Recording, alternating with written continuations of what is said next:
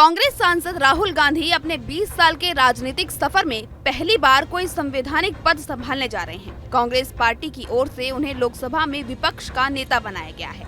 Youth Congress NSUI के प्रभारी, party के उपाध्यक्ष से लेकर कांग्रेस अध्यक्ष तक का पद संभाल चुके राहुल गांधी पहली बार किसी संवैधानिक पद पर आसीन होने जा रहे हैं। ऐसे में ये जानना जरूरी हो जाता है कि आखिर कांग्रेस और गांधी के लिए ये कैसे फायदेमंद साबित होगा। दरअसल राहुल गांधी 2004 से चुनावी राजनीति में हैं। हालांकि 20 साल बाद राहुल गांधी ने संसद में कोई बड़ी जिम्मेदारी संभाली है। इस बीच 2004 से 2014 तक पूरे 10 साल उनकी पार्टी की ही सरकार रही, लेकिन राहुल गांधी संसद में किसी पद पर नहीं दिखे। राहुल गांधी ने 2004 में भारतीय राजनीति में कदम रखा और अपना पहला चुनाव अमेठी से लड़ा।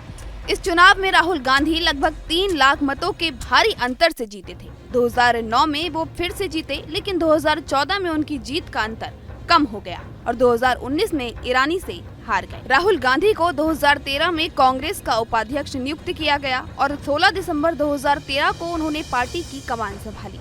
लोकसभा चुनाव में हार के बाद उन्होंने मई 2019 में अध्यक्ष पद छोड़ दिया। इसके बाद से राहुल ने देश भर में यात्राएं निकाली।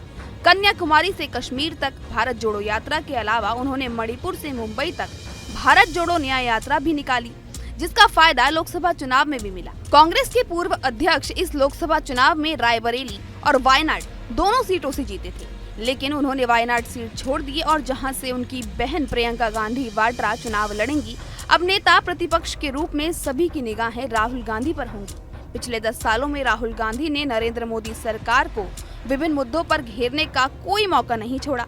अब संसद में भी वो विपक्ष की मजबूत आवाज हो सकते हैं। राहुल गांधी को पिछले दिनों पार्टी की सर्वोच्च नीति निर्धारक संस्था CWC ने लोकसभा में विपक्ष का नेता बनने का अनुरोध किया था। पार्टी का मानना है कि राहुल गांधी ही लोकसभा में पार्टी के मुद्दों को प्रभावी तरीके से उठा सकते हैं। राहुल गांधी को लोकसभा चुनाव से पहले भले ही कांग्रेस ने प्रधानमंत्री पद का उम्मीदवार घोषित, लेकिन चुनाव में वही पार्टी का प्रमुख चेहरा थे। उनकी 2 यात्राओं और चुनाव प्रचार के दौरान संविधान बचाओ अभियान के कारण पार्टी को इस चुनाव में जबरदस्त फायदा हुआ है। कांग्रेस ने लोकसभा चुनाव में 99 सीटें जीती हैं। अब राहुल गांधी का लोकसभा में विपक्ष का नेता बनना कांग्रेस पार्टी के लिए एक महत्वपूर्ण कदम हो सकता है।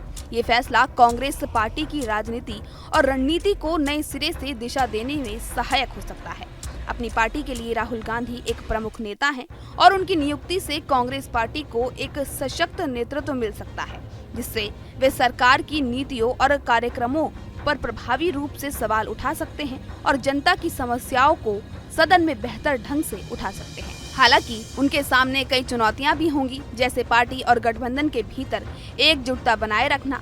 राहुल गांधी के लिए सबसे अहम होगा विपक्षी गठबंधन में एकता को बनाए रखना। इंडिया गठबंधन में TMC और समाजवादी पार्टी जैसे कई क्षेत्रीय दल भी हैं।